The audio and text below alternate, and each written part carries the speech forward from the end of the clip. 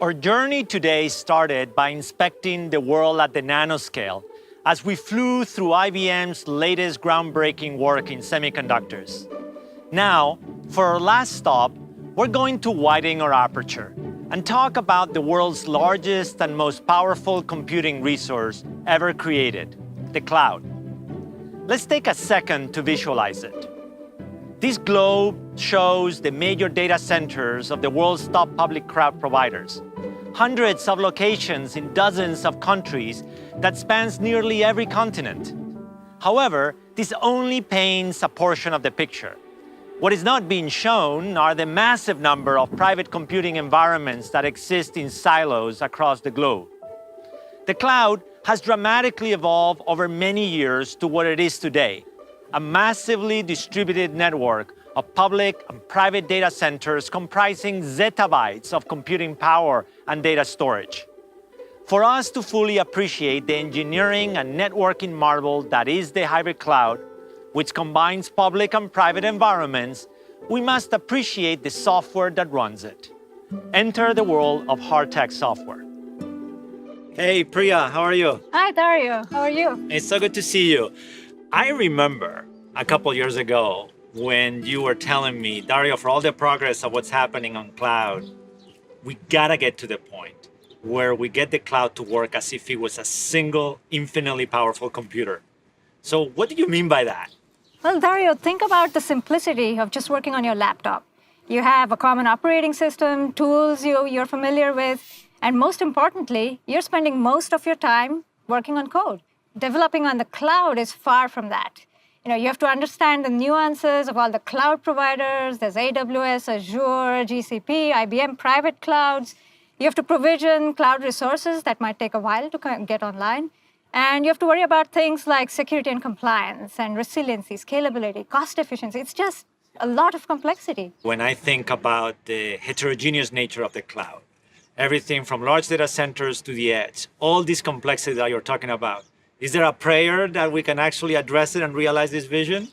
Yeah, indeed. I think it's one of the greatest challenges that we should solve right now in computer science, to harness this tremendously heterogeneous and distributed system. I think there are two key elements to a good software architecture for this. So first is open technologies, and the second one is the right software abstractions. Now, open technologies, because proprietary software stacks from different vendors not only add to all this complexity, but they stifle innovation. Key software abstractions start with the operating system, which is Linux. So as you know, Dario, Linux as the operating system for the data center era really unleashed this proliferation of software, including virtualization technologies like containers. And that ushered in the cloud era. Now, hybrid cloud is no different. We now need a distributed operating system to provide us that common layer of abstraction across these heterogeneous and distributed cloud resources. And Kubernetes is the open technology that's emerging as the winner in this evolutionary battle. So you have Linux, containers, Kubernetes. So these are the open technologies. And when it comes to enterprise-ready, supported, the most secure versions of this software, you have Red Hat Enterprise Linux, or RHEL, and OpenShift. This is our hybrid cloud platform, and this is the foundation for our cloud computer. So that is the path to be able to wrangle this complexity into something that gives you productivity. But you and the team are also pushing a vision that goes even beyond that, this world of serverless. So what is it and why is that so exciting? That's right. So serverless technologies, that's the key to realizing this vision of the cloud as a computer. So there are three key attributes to serverless. The first one is ease of use, and there's on-demand elasticity, and pay for what you use. So let me give you an example. So take a simple data prep task on the cloud, which is fairly common. But the data in this case could be coming from anywhere, literally, edge environments, for example. And to make this as simple as a command you could issue on your laptop, a lot of things have to happen under the covers. And today, it's the developers and the data scientists doing these things manually. So I have to worry about, do I have access? Am I allowed to move the data? Where are the API keys? How many containers should I spin up? And this is what I spend most of my time on. But with serverless, you can literally boil this down to one single command. as simple as moving files around on your laptop. And the serverless platform does the rest underneath. So that's the beauty of serverless. And we are pushing this vision forward today in the Knative open source community.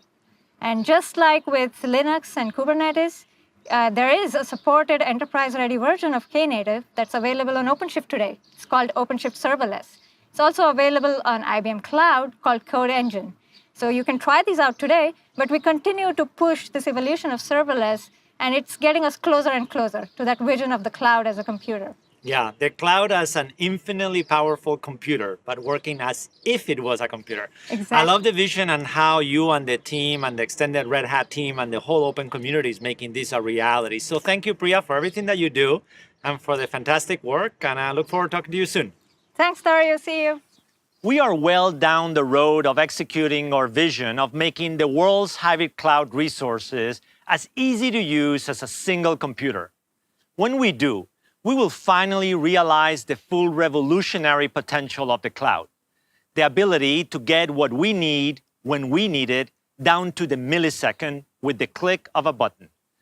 Today's Red Hat Open Hybrid Cloud Platform, built on Linux and Kubernetes, provides the essential interoperability layer to seamlessly blend the computational powers of high-performance computing, AI, and quantum across cloud providers and across public and private environments, all the way to the edge. It is a computing architecture that will enable us to discover faster, solve more complex problems, and push not only science, but business to new frontiers.